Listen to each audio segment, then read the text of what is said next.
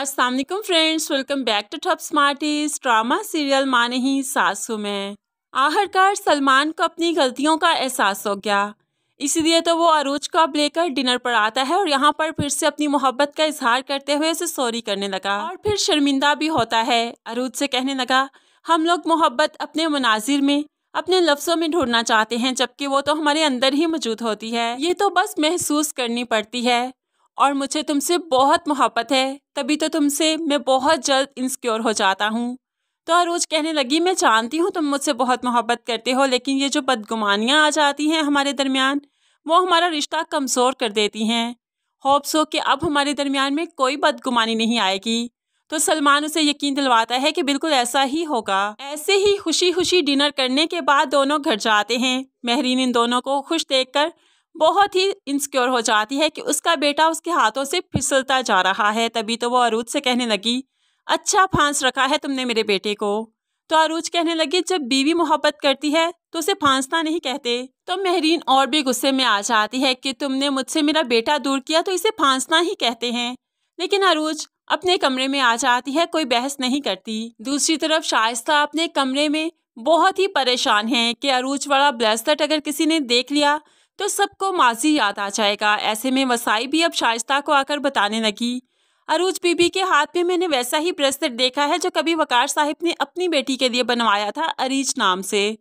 अब तो शाइस्ता और भी घबरा गई कि वसाई को पता चल गया। आहिस्ता ही आहिस्ता महरीन पर यह हकीकत खुलने लगेगी, उसे माजी याद आने लगेगा, जो कि शाइस्ता नहीं चाहती। लेकिन अब माजी याद आने की बारी तो आ चुकी है। महरीन बहुत बदगुमान कर रही है सलमान को अरूज के लिए, लेकिन जैसे ही वक्त गुजरेगा वो अरूज के हाथ में वो ब्रेसलेट देखेगी तो जरूर उसे माजी याद आएगा। क्योंकि इंसान जब माजी को भूल जाता है, अपनी यादाश्त खो बैठता है, तो माजी के पिछले मनाजिर जब उसके सामने आते हैं, उसकी झलकियां दिखाई देती हैं, तो उसे माजी में जाना ही पड़ता है, उसे माजी याद आ जाता है। और अब जब अरूज के हाथ में महरीन वो ब्रेसलेट देखेगी तो उसे अपना वक्त याद आएगा कि उसकी गोद में भी एक छोटी सी बेटी कभी आई थी, जिसके हाथ में उसने बड़े ही प्यार से अरीज नामी ब्रेसलेट पहनाया था। अब वो बेटी कहाँ गई, वो कैसे खो गई, उसे सब याद आने लगेगा। वो तो ये सोच सोच कर परेशान हो जाएगी कि उसकी बेटी आखिर गई कहाँ। यही माजी की सोचें इसके दिमाग पर जब असर करेंगी तो फिर महरीन बेहोश हो जाएगी और वो जब होश में आएगी तो मुकम्मल तौर पर ठीक हो चुकी होगी। वो अपनी बेटी को ढूंढने की कोशिश करेगी। तभी अरूज के वालिदैन को पता चलेगा कि महरीन की एक बेटी थी जिसका नाम अरीज था और जिसके हाथ में अरीज नामी ब्रेसलेट भी था। तब जाकर अरूज के वालिदैन को असल हकीकत के बारे में पता चलेगा कि कुदरत ने क्या करिश्मा दिखाया कि जिनकी बेटी थी रुखसत होकर उन्हीं के घर में भेज दी।